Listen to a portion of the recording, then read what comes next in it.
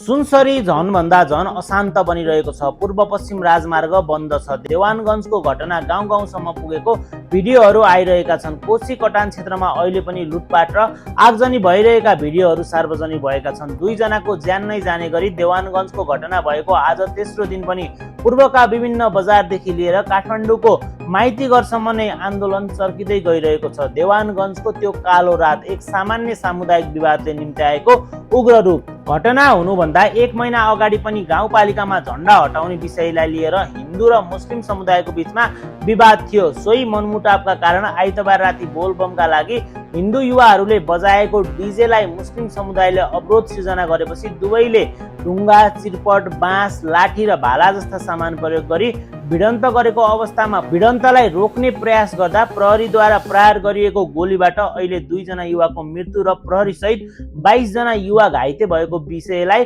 छानबिनको माग गर्दै प्रदर्शनले उग्र रूप लिइरहेको छ।